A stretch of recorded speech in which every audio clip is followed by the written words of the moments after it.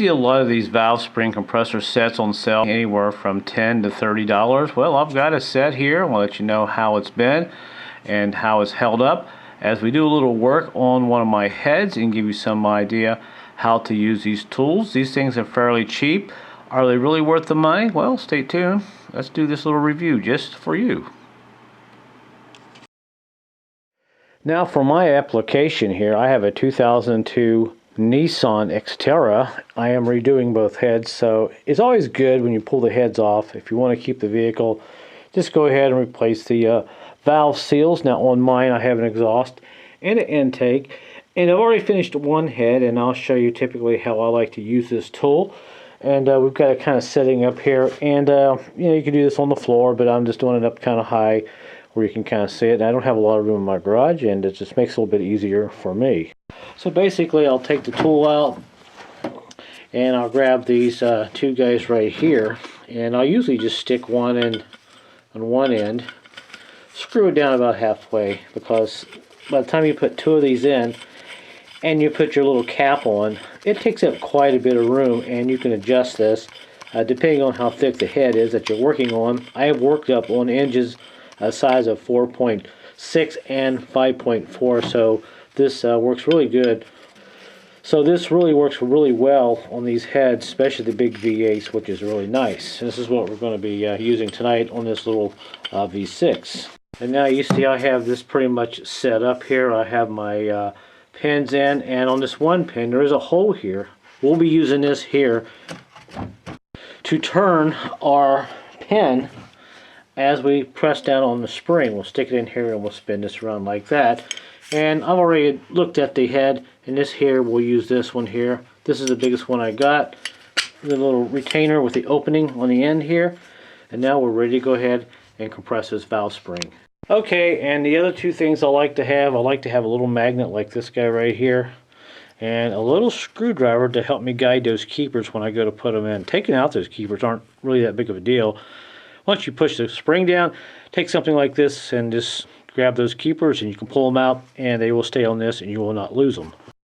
Alright, so we got our head kind of set up here. Now one thing you got to be aware of, and this happens to me quite often it seems, once you get your bottom of this guide here on the bottom of this valve, for instance, let's just say we're going to be working on this valve here, and once we put this on here like this, and we go to take our tool here, and we actually start tightening this down, and you notice there's a lot of pressure going on here, and you start to see this thing here going into a bind, and you're wondering, why isn't this spring compressing down? Well, what's going on is the top of this keeper, right about in this area here, well, it's in a bind. So what you have to do is, before you go ahead and try to press one of these down, or put pressure on the spring, is take you a small hammer and just kind of tap this a little bit.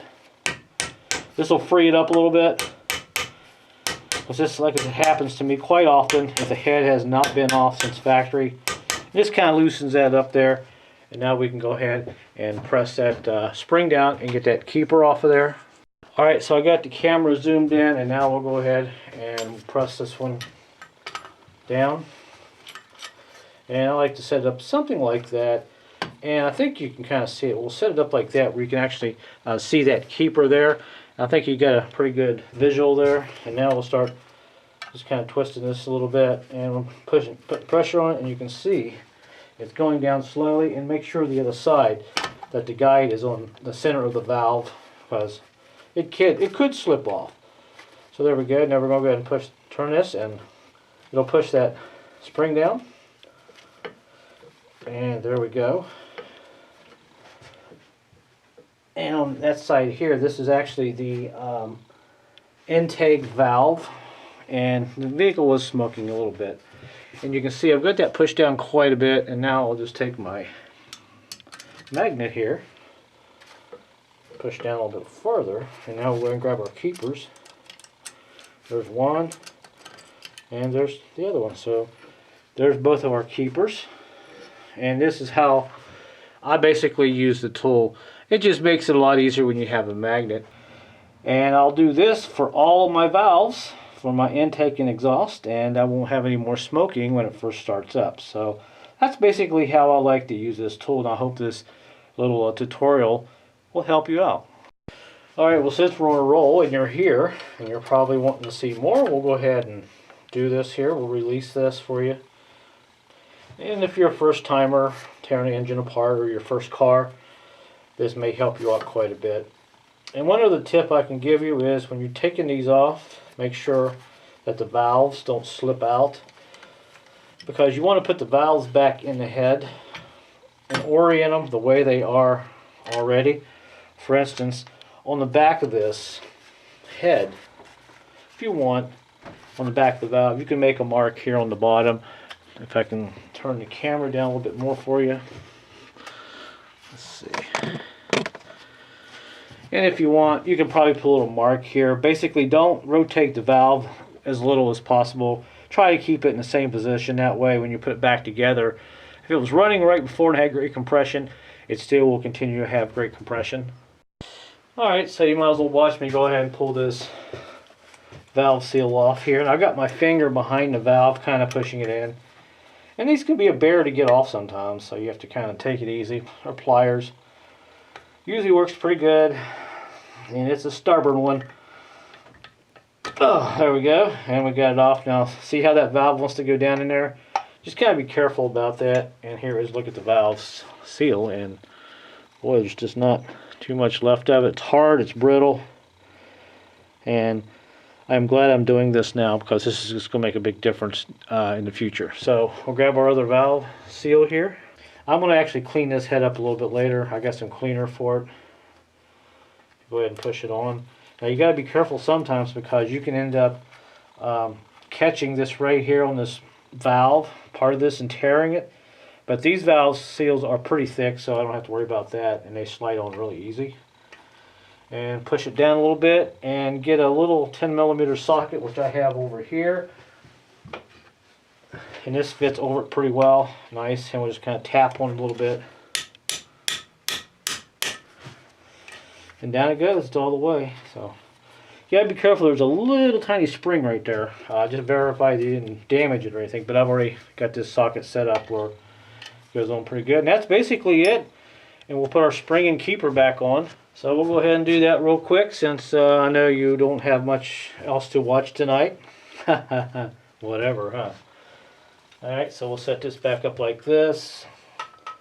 Put that on the back of the valve. Make sure it's centered, and go ahead and start tightening it down a little bit.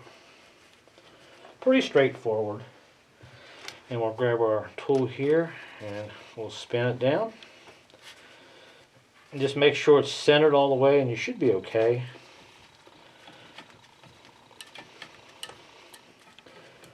I like this tool because it's big. I had a smaller one. It would not quite work as well, but this bigger one here that I paid not that much for on eBay works really well. And now we got our keepers and our little screwdriver.